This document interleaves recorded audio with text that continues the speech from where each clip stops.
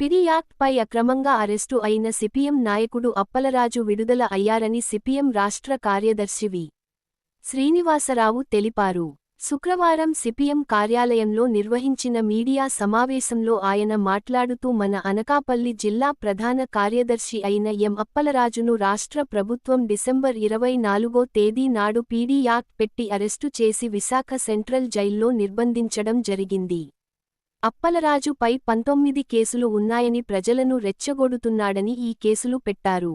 వాస్తవానికి అనకాపల్లి జిల్లా నక్కపల్లి మండలం రాజయ్యపేట చుట్టుపక్కల పరిసర ప్రాంతాలలో రాష్ట్ర ప్రభుత్వం బల్క్ డ్రగ్ పరిశ్రమల కోసం మరియు మిట్టల్ స్టీల్ ప్లాంట్ కొరకు బలవంతపు భూసేకరణ చేస్తుందన్నారు.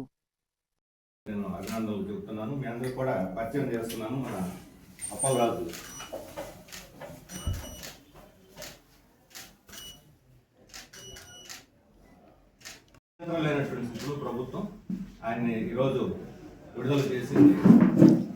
ఇప్పుడే జైలు నుంచి విడుదలై నేరుగా ఇక్కడ మీ సమక్షంలోనే ఇక్కడ బహిరంగంగా తీసుకొచ్చాము. మేము ఇది ప్రజా ఉద్యమాలకి నైతిక విజయం. మేము మొదటి నుంచి వాదిస్తున్నాం. అప్పలరాజుని అక్కడ బలవంత భూసేకరణలో ప్రజల తరఫున నిలబడి పోరాడుతున్నందుకే కొట్టేసిన కేసుల్ని ఎటువంటి నిరాధారమైనటువంటి తప్పుడు కేసులు చూపెట్టి పీడీ కేసు పెట్టారు. ఇది చల్లదు, దీనికి ఎలాంటి గ్రౌండ్ లేదని చెప్పాం. ఈ అడ్వైజరీ కమిటీ కూడా అదే చెప్పింది. అందువల్ల ఇది ప్రజా ఉద్యమాలకు నైతిక విజయంగా మేము భావిస్తున్నాం. ఈ 45 రోజుల పాటు అది అనకాపల్లిలో కానీ నక్కపల్లిలో కానీ ప్రజలు, నక్కపల్లి ముఖ్యంగా ఎసరాయవరం మండలాల్లోని ప్రజలు బంద్ చేశారు, పెద్ద బహిరంగ సభ నిర్వహించారు, ర్యాలీలు పెట్టారు. ఈయన విడుదల చేయాలని ఊరూరా సభలు జరిగినాయి, అరెస్టులు కూడా చేశారు. బంద్ సందర్భంలో అన్ని రకాల నిర్బంధాలు తట్టుకొని నిలబడినటువంటి పరిస్థితి ఉంది. దీనికి ఆ ప్రాంతంలో నక్కపల్లి ప్రాంతంలో తెలుగుదేశం, జనసేన, వైసీపీకి సంబంధించినటువంటి స్థానిక నాయకులు, ప్రజలు కూడా మద్దతు తెలియజేశారు. వాళ్ళు కూడా ఈయన్ని ఇట్లా అక్రమం చేయడం, అప్పలరాజు ప్రజల పక్షాన నిలబడ్డాడు, ఈయన్ని ఇలా అరెస్ట్ చేయడం అనేది సరైనది కాదు, తప్పు అని చెప్పి బహిరంగంగా కూడా వాళ్ళు ఖండించినటువంటి పరిస్థితి ఉన్నది. అది ఎంతగా వెళ్ళనుకుందో చివరికి హోమ్ మినిస్టర్కి, అక్కడ ఉండేటువంటి రాష్ట్ర ప్రభుత్వ పెద్దలకు కూడా అర్థమైంది. ప్రజలు అప్పలరాజు పట్ల సానుభూతిగా ఉన్నారు. ఇంకేమాత్రం జైల్లో కొనసాగించినా ఇక మనం అప్రతిష్ట పాలవుతాం, ప్రజలకు సమాధానం చెప్పుకోలేమనేటువంటి పరిస్థితుల్లో గత్యంతరం లేక వాళ్ళు విడుదల చేశారు. అందువల్ల ఈ ఉద్యమానికి 45 రోజుల పాటు సహకరించినటువంటి ప్రజలకు, ముఖ్యంగా అనకాపల్లి పారిశ్రామిక ప్రాంతంలో ఉన్నటువంటి తీర ప్రాంత ప్రజలందరికీ కూడా నేను ధన్యవాదాలు చెప్తున్నాను. అలాగే వామపక్ష పార్టీలు, రైతు కూలీ సంఘాలు, ఇతర అనేక మంది ప్రజాతంత్రవాదులు, లాయర్లు, ముఖ్యంగా లాయర్లు వచ్చి విచారించి ప్రత్యక్షంగా ఈ కేసును టేకప్ చేసి వాళ్ళు చాలా శ్రమపడ్డారు. అందరికీ కూడా మేము పార్టీ తరఫున ధన్యవాదాలు చెబుతున్నాము. ప్రధానంగా ఈ న్యాయం ఉంది. ఇప్పుడు అడ్వైజరీ కమిటీ చెప్పిందో అది ఈరోజు న్యాయం మా పక్షాన ఉంది, ప్రజల పక్షాన ఉంది. ఇప్పటికైనా సరే ప్రభుత్వం ఏ బలవంత భూసేకరణకి ఆటంకంగా ఉంటాడు అప్పలరాజు, ఈయన్ని పీడీ కేసు పెట్టి జైల్లో తెస్తే రేపు ఆర్సిరాల్ మెటల్ ఫ్యాక్టరీకి భూమి తీసుకోవచ్చు, ఈ ఎన్విరాన్మెంటల్ క్లియరెన్స్లకు అర్థం లేకుండా చేసుకోవచ్చు చెప్పి ఏదైతే ప్రభుత్వం దుష్టాలోచనతోటి ఈరోజు అప్పలరాజుని జైలుకు పంపించి దాన్ని నిరాటంకంగా కొనసాగించాలనుకుందో అది విఫలమైంది. ఎందుకంటే అప్పలరాజుని జైలుకు పెట్టినా సరే బయట ఉద్యమాలు ఆగలేదు, ప్రజలు ప్రతిఘటిస్తూనే ఉన్నారు. అందువల్ల ప్రభుత్వం ఎప్పటికైనా సరే ఈ వాస్తవాలు తెలుసుకొని ప్రజలను అణిచేసేటువంటి విధానాలు, బలవంతంగా భూసేకరణ చేసేటువంటి విధానాలు కాకుండా ప్రజలు స్వచ్ఛందంగా ఎక్కడైనా ఇస్తే తీసుకోవచ్చు. ముఖ్యంగా తీర ప్రాంతంలో ఈరోజు చాలా అన్యాయంగా ఈ ఎన్విరాన్మెంటల్ ప్రాబ్లం, పొల్యూషన్ విపరీతంగా బల్క్ డ్రగ్ వల్ల కావచ్చు, కెమికల్ ఫ్యాక్టరీ వల్ల కావచ్చు, వీటన్నిటి వల్ల కలుషితం అయిపోతున్నాయి. మంచినీళ్ళు కలుషితం, వాతావరణం కలుషితం, చివరికి తాగే నీళ్లు కూడా దొరక్క జబ్బును పడిపోయి ఒక ఊళ్ళో కిడ్నీ వ్యాధులు, క్యాన్సర్లు ఇవన్నీ కూడా ప్రబలిపోతున్నటువంటి స్థితిలో ప్రజలే వాళ్ళంతా వాళ్ళు స్పందిస్తున్నారు. ఇదేదో సిపిఎం, అప్పలరాజు రెచ్చగొడితే కలుగుతున్న ప్రజలు కాదు. మేము బాగుపోయినా సరే ఇంకొకళ్ళైనా సరే ఉద్యమాలు చేస్తారు. అక్కడ మేము ఉంటే వాటిని ఆర్గనైజ్గా చేస్తాం.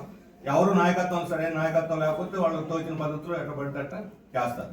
అందుకని నాయకత్వాన్ని లేకుండా చేయటం వల్ల ఉద్యమాలు ఆపుతామని వాడు అనుకుంటే కల్లాది. ప్రజలు వాళ్ళ హృదయాల నుంచి వస్తున్నటువంటి ఉద్యమాలు ఈరోజు మన ఈ విశాఖ, అనకాపల్లి, రూరల్ ప్రాంతం అన్నింటిలో కూడా ఇక్కడేమో విశాఖ ఉక్కు ఫ్యాక్టరీని మూల పెట్టేస్తున్నాడు. ఈ బడ్జెట్లో విశాఖ ఉక్కు ఫ్యాక్టరీకి ఒక్క పైసా కూడా కేటాయించలేదు. రోజు ఎన్నేళ్ళు మాట్లాడతారు 12,000 కోట్ల ప్యాకేజీ గురించి. గత సంవత్సరం 3,000 కోట్లు కేటాయించారు. ఈ సంవత్సరం పైసా కూడా కేటాయించారు. 5,000 మందిని తీసేశారు, నిర్బంధిస్తున్నారు, వాళ్ళ మీద నోటీసులు ఇస్తున్నారు. అంటే మెడ మీద కత్తి పెట్టి విశాఖ ఉక్కు ఏదో చేసి మేము అప్పుడు మొన్ననే ముఖ్యమంత్రి సమీక్ష చేసి బ్రహ్మాండంగా అభివృద్ధి సాధించారంటే తగ్గిపోవడానికి మీ డబ్బు విధానాల కారణం. ఉత్పాదకత పెరగడానికి కార్మికుల శ్రమ కారణం. కార్మికుల శ్రమతో ఉత్పాదకత పెరిగితే కార్మికుల్ని మీరు కనీసం అభినందించకుండా అదో తమ ఘనతగా చెప్పుకోవడం ఇది చాలా సిగ్గుచేటటువంటి విషయం. అందుకని మీరేమో సపోర్ట్ చేయరు. ఇప్పుడు మైన్స్ సొంత గనులు ఇవ్వలేదు, ఉన్న పోర్టును కూడా అదానికి అప్పు చెప్పారు గంగవరం పోర్టుని. ఇప్పుడు ఆర్సిఆర్ మెటల్కి మాత్రం క్యాప్టివ్ పోర్ట్ ఇస్తున్నారు. ఆ క్యాప్టివ్ పోర్ట్ కోసం మళ్ళా భూములు స్వాధీనం చేసుకోవాలని ప్రయత్నిస్తున్నారు. ప్రజలేమో భయపడుతున్నారు. ఏమిటి అఘాయిత్యం అని? ఎవరి కోసం? మిట్టల కోసం విశాఖ ఉక్కు ఫ్యాక్టరీనే పణంగా పెట్టి దాన్ని ధ్వంసం చేసేటువంటి ఇది న్యాయం అని చెప్పి అడుగుతున్నాం. అందుకని ఈ కుట్రని ప్రజలు అర్థం చేసుకోవాల్సిన అవసరం ఉంది. ఈరోజు నిజంగా ఉక్కు అవసరం ఉంది, ఉక్కు ఫ్యాక్టరీ కావాలనుకుంటే కడపలో పెట్టవచ్చు. ఇప్పుడు అది మన హక్కు. అది కడప ఉక్కు ఫ్యాక్టరీ రాష్ట్ర విభజన చట్టంలో ఉంది. దాని కనీసం పునాది రాయి కూడా వేయలేదు. అక్కడ ఖనిజం ఉంది, మైనింగ్ ఉంది, అన్నీ ఉన్నాయి. మరి ప్రారంభోత్సవం చేసి ఎప్పుడో శంకుస్థాపన చేసిన మన రాష్ట్ర హక్కుగా ఉన్న కడపని పట్టించుకోకుండా మిట్టల కోసం ఎందుకు ఢిల్లీ చుట్టూ పరుగులు చేసి ప్రదర్శనలు చేస్తుంది ప్రభుత్వం, ఈ మన కూటమి ప్రభుత్వం, ఇక్కడ మన ఎంపీలు, మన ప్రభుత్వం అంతా కూడా. అంటే కేవలం కార్పొరేట్ ప్రయోజనాలు తప్ప. మిట్టలతోటి 15 తర్వాత మేము ఇక్కడ ప్రారంభోత్సవం చేస్తామని ఎక్కడ ప్రకటించారు? మన గడ్డ మీద కాదు, దావోస్లో ప్రకటించారు. అక్కడి నుంచి వచ్చేవాళ్ళుగా వీడియో కాన్ఫరెన్స్ ద్వారా ఇక్కడ అధికారం తీసుకొని 15 తర్వాత ప్రారంభిస్తారు. అంటే ఇక్కడ మీటింగులు జరగవా? మన గడ్డ మీద చర్చలు చేయరా? ఇక్కడ ఒప్పందాలు జరగవా? అన్ని దావోస్ కావాలా ఒప్పందాలు చేసుకోవటానికి? అంటే అంతర్జాతీయ ఫైనాన్స్ కంపెనీలతోటి మిలాఖత్ అయ్యి ఇప్పుడు మనం చూస్తున్నాం. ట్రంప్ తోటి ఒప్పందం చేసుకొని ఒప్పందం బయట పెట్టరు, చెప్పరు. ట్రంప్ చెబుతున్నాడు మేము 18% తగ్గించాం, ఇండియా మాత్రం 0% తగ్గించేసిందని. ఇదేనా ఒప్పందం? వాళ్ళు 18% తగ్గించినందుకు మోడీ అభినందనలు చెబుతున్నాడు. మనం మాత్రం 0%. అమెరికా వస్తువుల మీద 0% పన్ను, ఒక్క పైసా వేయం. ట్రంప్ చెప్పింది. అంటే మనం యాక్చువల్ న్యాయంగా అయితే మనం 100% వేస్తే వాళ్ళు 10% వేయాలి. అది అంతర్జాతీయ వాణిజ్య ఒప్పందం. వాళ్ళు ధనిక దేశం, మనం పేద దేశం. కానీ మనమేమో 0, వాళ్ళు మాత్రం 18%. ఇదే గొప్ప విజయం అని. సిగ్గుచేటైన విషయం ఏంటంటే లొంగుబాటును కూడా విజయం కింద ప్రకటించుకోవటం అనేది మోడీకి, బీజేపీకి చెల్లింది. లొంగుబాటును కూడా విజయం కింద పరిగణన వాళ్ళు చెల్లుబాటు చేసుకుంటున్నారు. ఈ అమెరికాతో జరిగిన డీల్ అనేది లొంగుబాటే. మన వ్యవసాయ రంగ ఉత్పత్తులను దిగుమతి చేస్తారు, పౌల్ట్రీ డైరీ ఉత్పత్తులు దిగుమతి అవుతాయి. వ్యవసాయం డైరీ పోయిన తర్వాత ఇంకేముంది? రామస్యం అల్లకొల్లం అయిపోతాయి. అందుకని ఇలాంటి విధానాలని ఇప్పుడు చంద్రబాబు నాయుడు గారు ఇక్కడ అమలు చేయాలని చూస్తున్నాడు. వాటిని మేము వ్యతిరేకిస్తున్నాం, ప్రతిఘటిస్తున్నాం ప్రజల కోసం. అందుకు మా మీద కేసులు పెడుతున్నారు, జైల్లో తోస్తున్నారు, పీడీ యాక్ట్లు అంటున్నారు. కాబట్టి ఇవి ప్రజలు ఎట్టి పరిస్థితుల్లో కూడా సహించరు. ఇప్పటికైనా సరే ప్రభుత్వం ఈ అప్పలరాజు పీడీ యాక్ట్ పెట్టినటువంటి పద్ధతులు, అక్రమ కేసులు పెట్టి ఉద్యమాలను అణుస్తామని కాకుండా ప్రజలు, ప్రజా సంఘాలతో చర్చించండి, వాళ్ళకి చెప్పేది వినండి, దాంట్లో న్యాయం ఉంటే దాన్ని అమలు చేయండి. అని అసలు ప్రజలతో చర్చించకుండా సంప్రదాయం బలవంతంగా భూములు లాగేసుకుని మా భూములు అంటాడేంటి? ఎవరి భూములు అంటే ప్రజల భూములు పట్టుకొని మా భూములు అంటాడేంటి? ఈ ప్రజల ఆస్తి, ఇది ఆస్తి హక్కు రాజ్యాంగం ఇచ్చింది. పట్టా హక్కు పోరాట సాధించుకున్నారు రైతులు. ఇప్పుడు ఈ పట్టాదారులందరూ మావి పట్టాలు మేము ఇస్తాము, డబ్బులు ఇచ్చిన డబ్బులు తీసుకుని మీరు తప్పుకోండి అంటానికి రాజుల కాలంలో ఉన్నామా, చక్రవర్తుల కాలంలో ఉన్నామా? అందువల్లనే ఇప్పుడు మనకి నక్కపల్లి ప్రాంతంలో ఈ ప్రజా ఉద్యమం పెచ్చలింది. దానికి భయపడే అప్పలరాజు లోపల పెట్టారు. ఈరోజు న్యాయం మా పక్షాన ఉంది కాబట్టి ఆయన విడుదలయ్యారు. ఈ ప్రజా పోరాటం కొనసాగుతుంది. ప్రజలు సమీకరిస్తాం, పోరాడతాం. ఈ ప్రతిఘటన తీవ్ర రూపం కాకుండా ప్రభుత్వం ఇలాంటి తప్పుడు విధానం నుంచి వెనకడుగేసి ప్రజల పక్షం, ప్రజలు చెప్పేది విని మంచి నిర్ణయాలు చేస్తుందని మేము అనుకుంటున్నాం. ఇది పోలీసు వారు 1986 పీడీ యాక్ట్ అనే పేరుతో నా పైన అక్రమంగా పెట్టినటువంటి కేసుల యొక్క లిస్టు 2013 నుంచి 2025 అక్టోబర్ వరకు మొత్తం 19 కేసులు ఉన్నాయని వారు ఇందులో పొందుపరచడం జరిగింది. అయితే వాస్తవంగా 2013 నుంచి 2022 మధ్య 12 పాత కేసులు ఇవన్నీ కూడా Yelamanchili junior civil judge court వారు కొట్టివేయడం జరిగింది. అయితే ఇటీవల అనకాపల్లి జిల్లా నక్కపల్లి మండలం రాజీపేట ప్రాంతంలో బల్క్ డ్రగ్స్ పార్క్ ఏర్పాటు చేయొద్దని జరిగినటువంటి పోరాటంలో 7 కేసులు, అక్రమమైనటువంటి 7 కేసులు, నా భాగస్వామ్యం లేనటువంటి సందర్భాన్ని కూడా కేసులు పెట్టి 7 కేసులు, మొత్తం 19 కేసులు లిస్టు తయారు చేసి పీడీ యాక్ట్ పెట్టి 2025 డిసెంబర్ 24వ తేదీన పోలీసు వారు తెల్లవారి 7 గంటలకే మా ఇంటిని చుట్టుముట్టి భారీ స్థాయిలో పోలీసులు మోహరించి నన్ను అక్రమంగా విశాఖపట్నం సెంట్రల్ జైల్లో నిర్బంధించడం జరిగింది. ఈరోజు విడుదలవడం జరిగింది.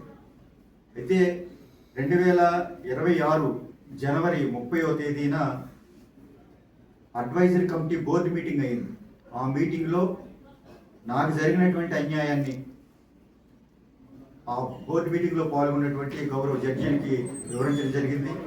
వారు పోలీసుల పైన వారు పెట్టినటువంటి తప్పుడు కేసుల పైన స్పందించి ఈరోజు పీడీ యాక్ట్ని రద్దు చేసి నన్ను విడుదల చేయడం జరిగింది. రెండోది, నన్ను అరెస్ట్ చేసిన మొదటి రోజు నుంచే అనకాపల్లి జిల్లాలోని రాష్ట్రంలో అనేక ప్రాంతాల్లో నన్ను విడుదల చేయాలని చెప్పి అనేక పార్టీలు, ప్రజా సంఘాలు, మేధావులు, లాయర్లు వీళ్ళందరూ కూడా పెద్ద ఎత్తున పోరాడి మద్దతు పలకడం జరిగింది. వారందరూ కూడా నేను 2 చేతులు జోడించి ధన్యవాదాలు తెలియజేసుకుంటున్నాను. మా పార్టీ రాష్ట్ర కార్యదర్శి గారి దగ్గర నుంచి జిల్లా కమిటీ అలాగే రాష్ట్ర కమిటీ అందరూ కూడా భాగస్వాములయ్యి ఈ పీడీ యాక్ట్ని ఖండించి త్వరితగతిని విడుదల చేయాలని చెప్పేసి కోరడం జరిగింది. మా పార్టీ అగ్రనాయకులు, పార్టీ ఆల్ ఇండియా కార్యదర్శి ఎంఏ బేబీ గారు కూడా స్పందించి గౌరవ రాష్ట్రపతి గారికి లేఖ రాయడం కూడా జరిగింది. వారికి కూడా నేను ధన్యవాదాలు తెలియజేసుకుంటున్నాను. మాకు ప్రజాస్వామ్యం మీద, న్యాయం మీద, రాజ్యాంగం మీద గౌరవం ఉంది. మేము ఏ కార్యక్రమం చేసినా పార్టీగా రాజ్యాంగానికి కట్టుబడి రాజ్యాంగబద్ధంగానే చేస్తాం. అయితే ఈవేళ రాష్ట్ర హోంమంత్రిగా ఉన్నటువంటి వంగలపూడి అనిత గారు, ఆవిడకి అధికారం వచ్చిందని అహంకారంతో ఆవిడ ఏం చేసినా చెల్లిపోద్దనేటువంటి ధోరణితో మరి పోలీసు వారిపైన ఒత్తిడి తెచ్చి ఈ రకమైనటువంటి పీడీ యాక్ట్ పెట్టడం జరిగింది. ఈ సందర్భంగా నేను వంగలపూడి అనిత గారికి అడుగుతున్నాను. ఎందుకంటే ఆవిడ మాట్లాడే సందర్భంలో చాలా పత్రికా విలేకరుల సమావేశంలో చెప్పారు, నా మీద 32 కేసులు ఉన్నాయని. అలాగే ఈవేళ విద్యాశాఖ మంత్రిగా ఉన్నటువంటి నారా లోకేష్ గారు కూడా మాట్లాడారు, నా మీద 37 కేసులు ఉన్నాయని. మరి అంటే అంబేద్కర్ రాసినటువంటి రాజ్యాంగమే వాళ్ళకి నాకు కూడా వర్తిస్తుంది. మరి 37 కేసులు ఉన్నటువంటి లోకేష్ మీద ఎందుకు పీడీ యాక్ట్ పెట్టరు? సరే, అదేదో మంగళగిరి ప్రాంతం కాబట్టి మంగళగిరి పోలీసులు చూసుకుంటారు. 32 కేసులు ఉన్నాయని చెప్పి స్వయాన హోంమంత్రి గారే చెప్పారు. మరి ఆవిడ పాయిగ్రేపేట నుంచి ఎమ్మెల్యేగా గెలిచి ఇవాళ రాష్ట్ర హోంమంత్రిగా ఆవిడ బాధ్యత నిర్వహిస్తున్నారు. అంటే మరి ఆవిడ మీద ఎందుకు 19 కేసులు ఉన్నటువంటి నా మీదే పీడీ యాక్ట్ పెట్టినప్పుడు 32 కేసులు ఉన్నటువంటి హోంమంత్రి మీద ఏ కేసు పెట్టాలి? అంటే నేను అధికారంలో ఉన్నాను కదా, నేను ఏం చేసినా చెల్లిపోద్ది అనేటువంటి ఒక అహంకారపూరితమైనటువంటి ధోరణితో ఈరోజు హోంమంత్రి వ్యవహారం చేస్తూ ఉన్నారు. ఇది ఎల్లకాలం సాగదు. ఇది ఎందుకంటే మేము న్యాయం పక్షాన ప్రజల కోసం ఇవాళ భూములు కోల్పోతున్నటువంటి రైతులు, వాళ్ళ మీద ఆధారపడేటువంటి కూలీలు, సముద్రమే జీవనాధారంగా జీవిస్తున్నటువంటి మత్స్యకారులకు జరుగుతున్నటువంటి అన్యాయం పైన మేము పోరాడుతూ ఉన్నాం. ఇవాళ బల్క్ డ్రగ్స్ పార్క్ పెట్టొద్దని చెప్పి రాజీపేట మత్స్యకారులు యావత్ అన్ని పార్టీలు ఒక్కటే పెద్ద ఎత్తున పోరాటం జరిగింది. అనేక సందర్భాల్లో హోంమంత్రి గారు చెప్పారు, ఈ ప్రాంతంలో రసాయన కంపెనీలు ఏర్పాటు చేయకూడదు అని చెప్పి. ఆవిడ అనేక సందర్భాల్లో చెప్పారు, 8 సంవత్సరాల కుర్రాడికి క్యాన్సర్ వచ్చింది, అనేక మంది క్యాన్సర్తో చనిపోయారు, ఈ రకంగా ఇక్కడ రసాయన కంపెనీలు పెడితే రాబోయే కాలంలో రాజీపేట కనుమరుగైపోద్ది, మనం రాబోయే కాలంలో ఇక్కడ రాజీపేట గ్రామం ఉండేదంట అని చెప్పుకోవాల్సినటువంటి పరిస్థితులు ఏర్పడతాయని చెప్పింది.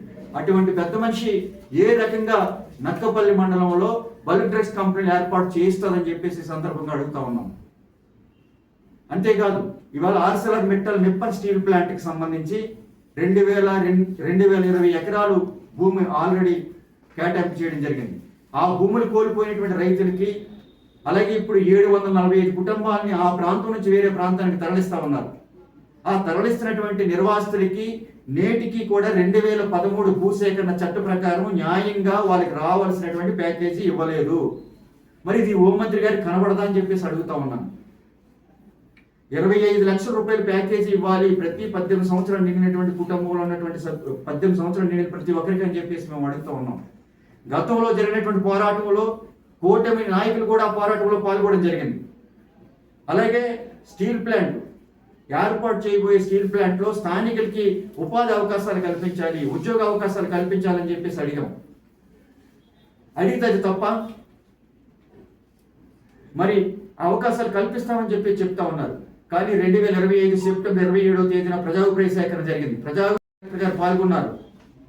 ప్రజాభిప్రాయ సేకరణ సందర్భంగా కానీ ఇతర సందర్భాల్లో కానీ స్థానికులకి ఉద్యోగ అవకాశాలు ఇస్తామని చెప్పేసి మాట వరుసగా చెప్తున్నారు, కానీ రాతపూర్వకమైనటువంటి అగ్రిమెంట్ ఇవ్వలేదు.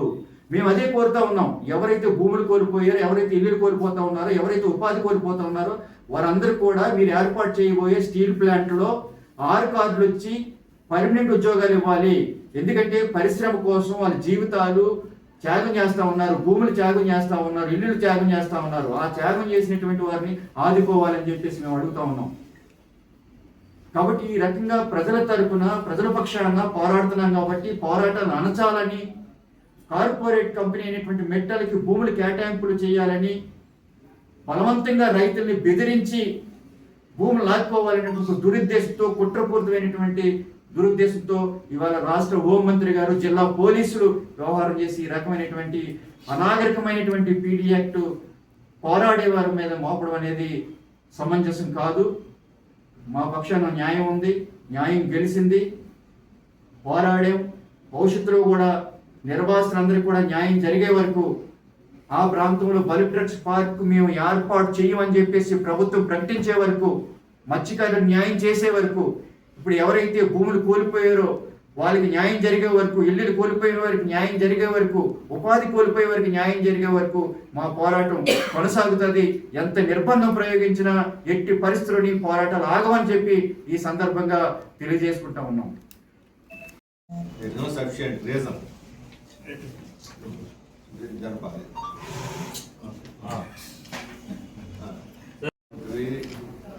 బహుశా 2-3 సంవత్సరాల క్రితం మన రాష్ట్రంలో ప్రారంభమైనటువంటి బూతు రాజకీయాలు, భౌతిక దాడుల రాజకీయాలు మరలా ఇప్పుడు పునరావృతమై కొనసాగుతున్నట్టు కనిపిస్తున్నారు.